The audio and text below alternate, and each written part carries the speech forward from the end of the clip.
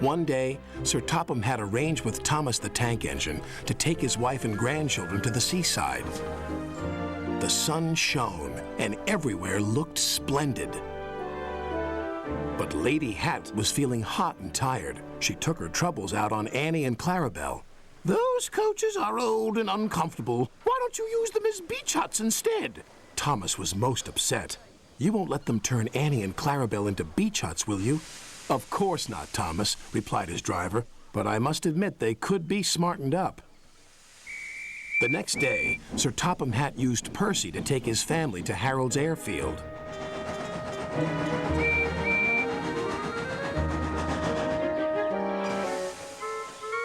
They were just about to board Harold when it happened.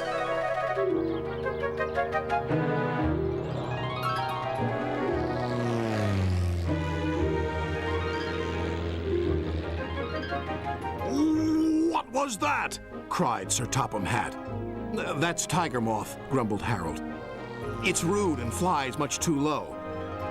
"So I can see. Please take us up, Harold, before there's another disturbance." A few days later, Harold arrived at their holiday home with bad news.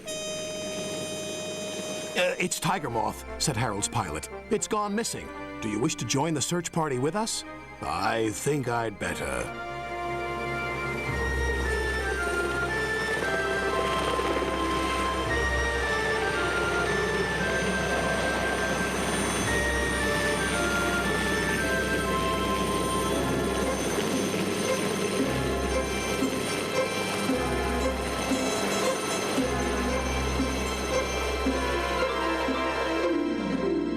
"There's Tiger Moth," called Sir Topham Hatt.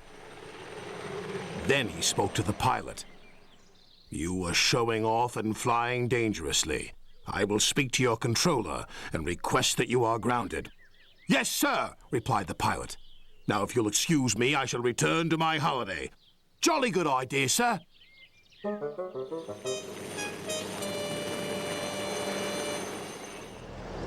Sir Topham Hatt arranged to meet up with Toby and Henrietta to take them somewhere special.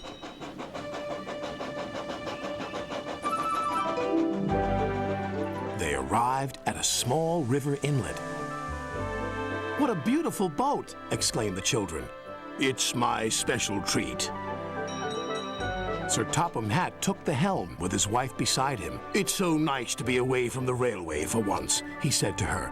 "And far cleaner," she replied. But life on the river is very different from that on the rails.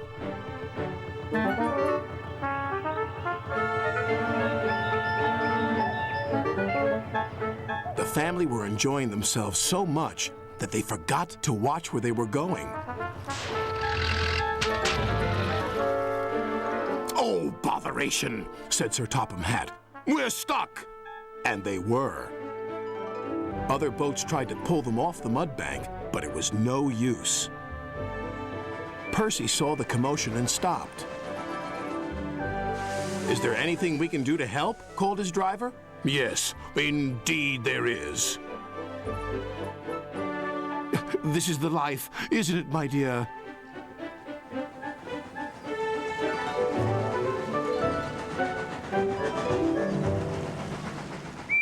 Soon they arrived at a small station. There was Thomas with Annie and Clarabelle, who were looking as smart as their new paint, inside and out. "My!" exclaimed Lady Hatt. "What splendid coaches! So much more suitable than those old beach huts on wheels." No one said a word.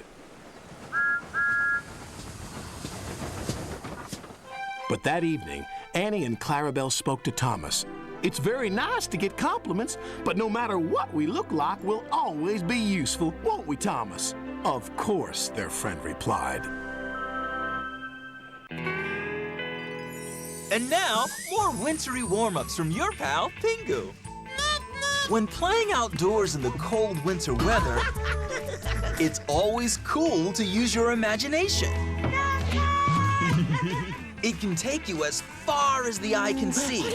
But don't forget your helmet, Space Cadets. Come have more wintry fun with Pingu every day on PBS Kids Sprout.